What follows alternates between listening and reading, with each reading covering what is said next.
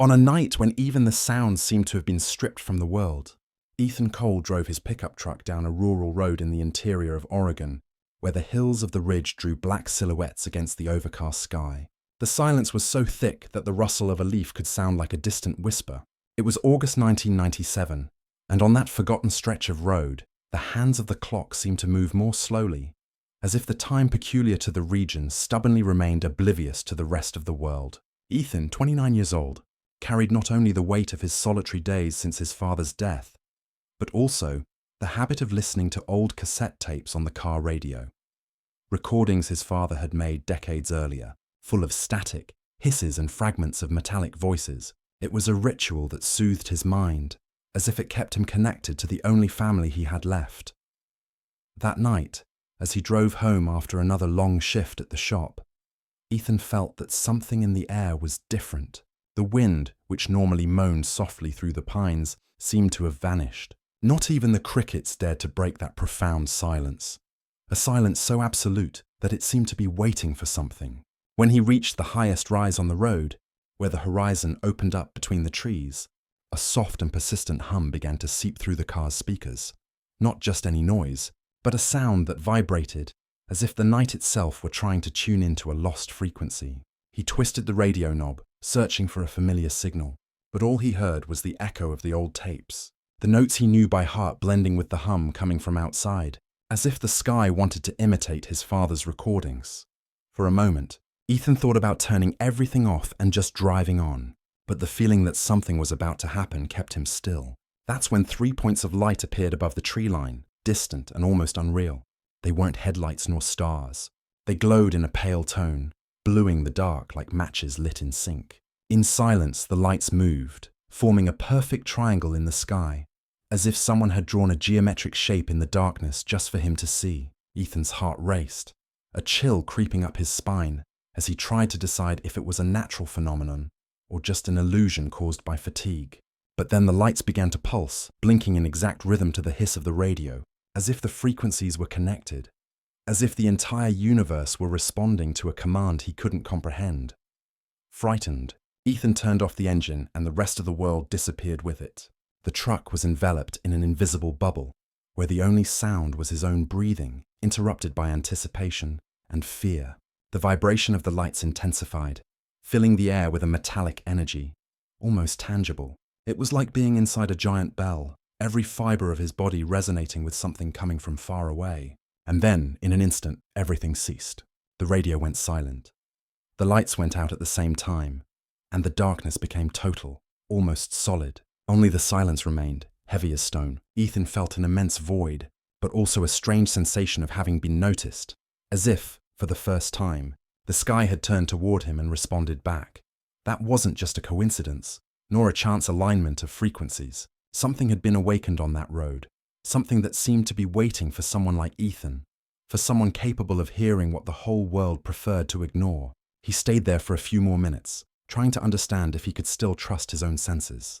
But the impact of that night was etched, a secret whispered between the stars and the cold asphalt. And though Ethan didn't know it yet, that was just the beginning of a larger story, a story of lost legacies and answers from the sky. That's how it all began, the night when silence, finally, responded. The next morning, the sun seemed to have trouble breaking through the fog that rested heavily over the hills, as if the landscape itself needed time to process what had happened that night. Ethan woke up early, feeling different, as if part of him had been left up there, among the ridge's trees. While having coffee in the small kitchen of the house inherited from his father, he looked at the old shelf where the cassette tapes lined up like a silent army of memories. He hesitated, running his fingers over the yellowed plastic cases, and chose one labeled with the year 1983 scrawled on the side in blue pen. He inserted the tape into the recorder, expecting to hear the strange stories his father always told about radio signals and voices from the sky. Stories he used to dismiss as the ramblings of a lonely man. But that morning, everything seemed to have changed tone. As soon as he pressed play, a hiss cut through the air, followed by an irregular sequence of pops and metallic sounds, identical to what he'd heard the night before. Behind the noise, his father's voice emerged, tired but laden with an urgency Ethan had never noticed before. If they ever come back, son, don't run. It's not about them. It's about you.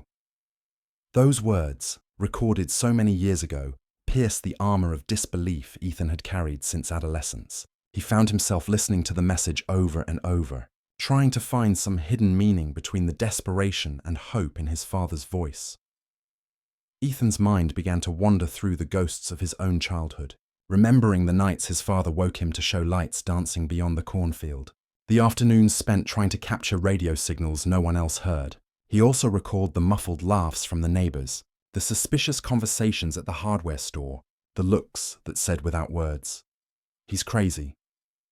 His father died discredited, buried under debts and the weight of an obsession no one else understood. And now all of it came rushing back, revived by sounds only he seemed able to hear, trying to shake off the feeling that the past was returning to demand answers. Ethan decided to leave the house and occupy his mind with work, but the radio at the mechanic shop, an old device that never worked right, started hissing again, interspersing strange noises with familiar snippets from his father's recordings. It was as if the entire universe conspired to force him to look at something he'd spent his life trying to avoid. At the end of the shift, tired and restless, Ethan couldn't resist the impulse to return to the top of the hill where it all began. He brought the recorder, one of his father's tapes, and a quiet courage born of the need to understand.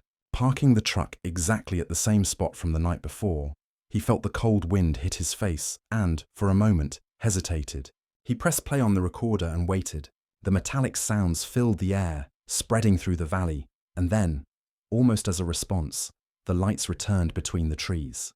They pulsed in perfect sync with the pattern of noises on the tape.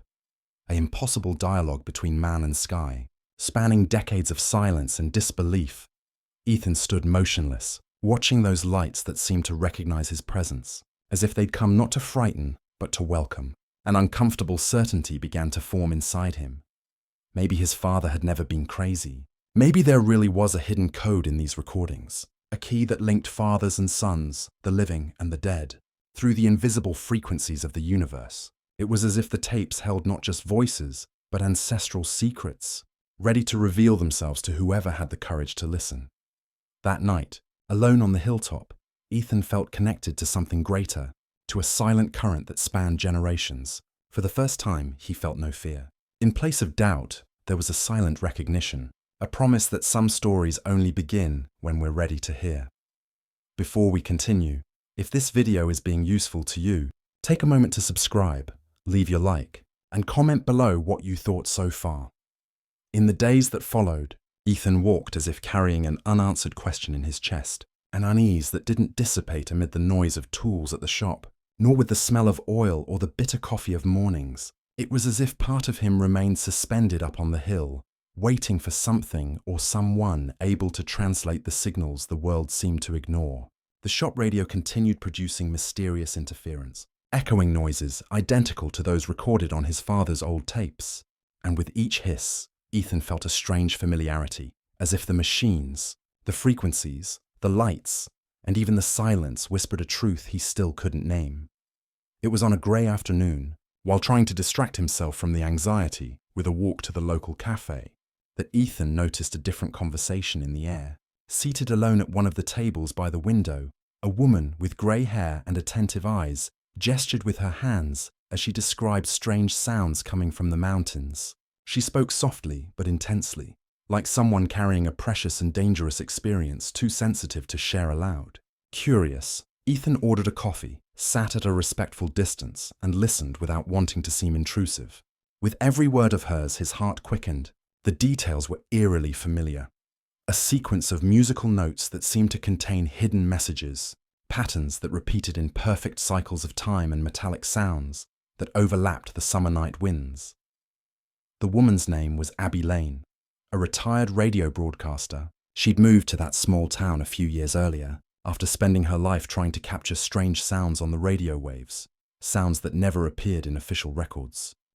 In 1982, she'd recorded an enigmatic transmission while driving alone near the Ridge Hills, a transmission no one could decipher, but which she always believed was an attempt at contact from somewhere not exactly of this world. The sound wasn't just music, Abby said, her voice choked with memory and fear. It was like someone trying to speak to me in a language I almost recognized. Ethan, driven by the urgency of a connection he couldn't explain, waited until Abby was alone again and approached. He hesitated, searching for the right words to not sound insane. But something in her expression, a mix of weariness and hope, encouraged him to tell what he'd witnessed on the hills and heard on the tapes. Barely finishing the sentence, Abby froze, her fingers clenched around the cup. "Those sounds came back?" she asked, her voice trembling and almost childlike. A nod was enough for everything to open between them, as if time yielded space to a shared truth.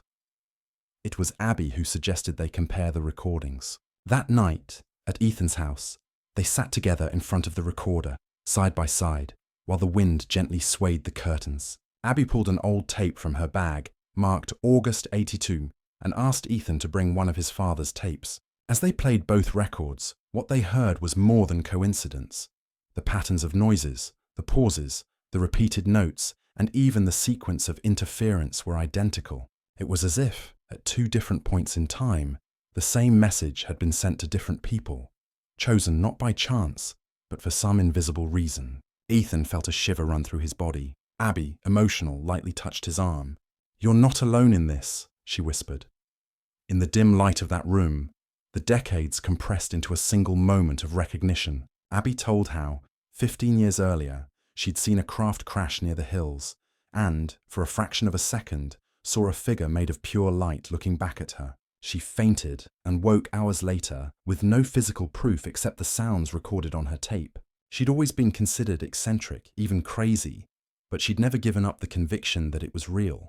Now, faced with Ethan's recordings, that conviction turned into shared certainty. Two strangers, from different generations, touched by the same call that spanned time and space. Something ancient was trying to communicate.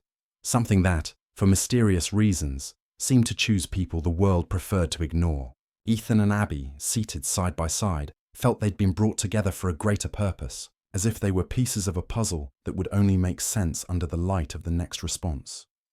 After that night when Abby and Ethan listened together to the echo of the same voices, it became impossible to ignore the silent call that seemed to hover over the ridge. It was as if the air around them had changed density, as if time had become elastic, stretching memories and sensations between past and present, night and day. They began meeting almost daily, driven by an inexplicable need to understand what united them, and even more, what insisted on repeating like a low note inside each of them. Abby, despite her age and the marks of solitude, seemed rejuvenated by Ethan's presence, and he, accustomed to isolation, found in her a kind of inverted mirror, someone whose life had been crossed by the same thread of mystery, pain, and promise. The nights in the valley became different. The shop radio continued reproducing interference, but now Ethan carried a portable recorder, and every now and then, the tapes seemed to vibrate on their own, as if responding to some invisible stimulus. After much hesitation, Ethan and Abby decided to return together to the top of the hills, each carrying their tapes, hers from 1982, his inherited from his father and the recent nights. Parking under the clear sky, they felt a simultaneous shiver, an electricity hanging between the trees, the rocks, and the wind-pressed grass. Abby suggested they play the recordings aloud, right there under the dark firmament. When Ethan pressed play, the metallic notes, the sequence of static, and the fragments of human voice cut through the night silence. For a moment, nothing happened.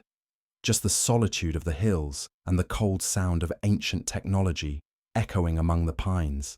But then, the lights returned, first timid, blinking above the trees like indecisive fireflies, then stronger, dancing in a silent ballet, forming the same patterns Ethan and Abby had already seen. Perfect triangles, crossing lines, movements that seemed to respond to the rhythm of the recordings. In the center of that luminous dance, one of the lights stood out from the others. It descended slowly, almost floating, until it was just a few meters from them, so close that the blue glow seemed to enter through their eyes and pulse straight into their chests. Ethan felt his heart race, his breath falter, and he didn't know if he should run or surrender to the moment. The recorder's sound began to falter, choking between static and silence. And then, out of nowhere, a deep and measured voice emerged, so familiar it made Ethan's body tremble. It was his name, repeated once, twice, 3 times, as if the night itself were calling for him. Abby wept softly, hands over her face, body hunched before the inexplicable, and even without understanding, both knew there was no threat. Only presence. That light demanded nothing. It just recognized. It was a reunion, not an invasion. A moment that had been prepared for decades, perhaps generations. Since the first nights when Ethan's father also stopped before the sky waiting for a response. When everything ceased, when the lights receded again and the radio fell silent, only the certainty remained that something had been opened, a passage between worlds, or perhaps between states of consciousness. Ethan and Abby looked at each other without words, feeling part of a larger story, something that had been built with patience long before they were born. They returned home in silence, each carrying a new weight inside, the weight of knowing too much, of having heard the skies call and been recognized as part of the enigma. That same night, unable to sleep, Ethan climbed to his father's attic, guided by an almost instinctive impulse. Rifling through cardboard boxes, he found a small wooden box, his name engraved by hand, along with a yellowed note. "When the sound returns, you'll know what to do." Opening the box, the smell of damp earth and rust mixed with the cold attic air. Inside, waiting, was the next link in that invisible chain. Inside the wooden box rested a small metallic sphere, heavy and cold to the touch, covered in circular designs as delicate as watermarks on stone. For an instant, Ethan froze, feeling the strange familiarity of that object, as if something in it pulsed, as if a very ancient memory had been awakened by the simple contact of his fingers. The metal was stained with rust and dry dirt, suggesting it had been buried for years, perhaps decades. At the bottom of the box, beside the sphere, he found a piece of aged paper in his father's trembling handwriting. "When everything seems silence, listen to what only the heart can translate. It's not about them. It's about us." With the object in hand, Ethan could no longer ignore what needed to be done. The next morning, he sought out Abby, told her what he'd found, and showed her the sphere. Abby paled at the sight, bringing her hand to her mouth in an involuntary gesture. She immediately recognized the designs. They were identical to those she'd sketched in an old notebook after seeing the supposed craft crash in the hills in 1982. "I swore I saw one of these, covered in blue light, before I fainted," she murmured, touching the metal softly, as if afraid to awaken something dormant. It was Abby who suggested, "If there's one, there might be more. Let's go back to the crash site." It was a cloudy day when they climbed the slopes of the ridge again, carrying shovels, lanterns, and the sphere wrapped in an old cloth. The field, though seemingly untouched, seemed to guard a secret only they could feel. Abby led Ethan to a spot between two large rocks where the grass grew thinner. The soil was hard, parched, resisting their digging attempts, as if protecting something valuable. But after an hour of silent effort, Ethan's shovel hit something solid.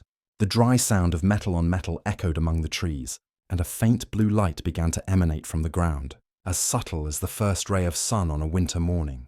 With hearts pounding, Ethan and Abby cleared the dirt with their hands, revealing a second sphere, almost a twin to the first. As soon as the two were brought close, a soft and hypnotic melody filled the air, emerging from the metal as if the spheres had awakened each other. It wasn't just noise or static, it was music, a harmonic and repetitive sequence, identical to the pattern his father had recorded years before.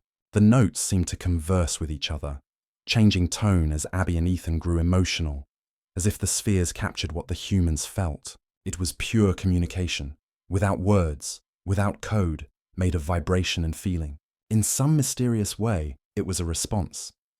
Abby recorded the melody on a new tape, her hands trembling with emotion. As she listened, she realized the note patterns formed perfect mathematical sequences, pure harmony, impossible to be the work of chance. "This isn't a message from out there. It's a bridge," she said, tears in her eyes. "These things only respond to those who allow themselves to feel, not to those who just want to decipher."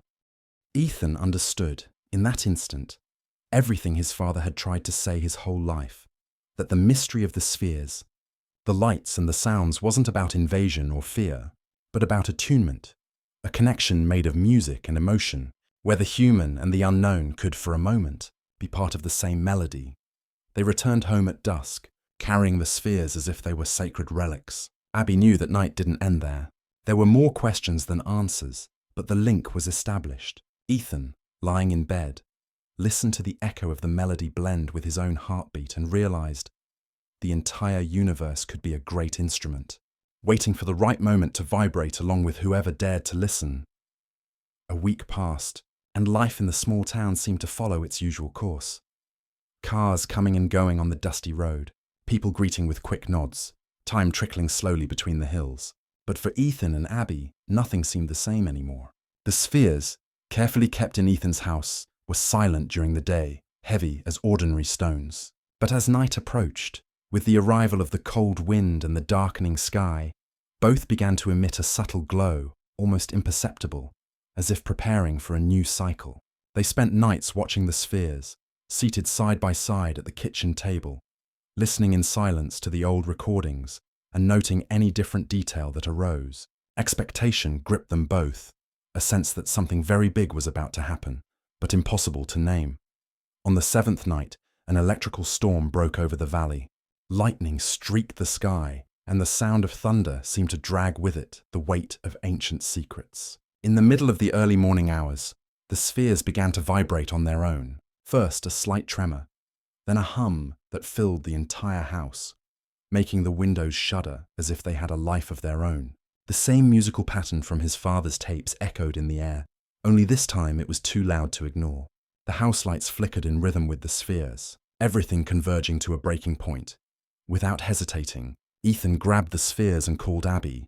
They went out into the rain, feeling the cold cut the skin and the wind pull their hair, but nothing seemed to matter beyond the call.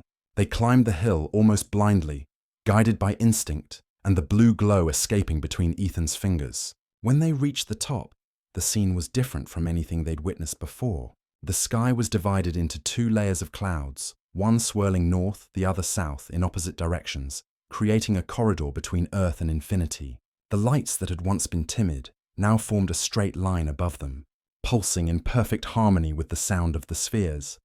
At the storm's peak, a stronger flash tore through the clouds and, for a brief moment, a figure of light materialized before them, human in form, but made only of energy, without face or sharp outlines. Ethan felt a primal fear, but soon noticed something familiar in the intonation that filled the air, as if the voice didn't come from outside, but from within him.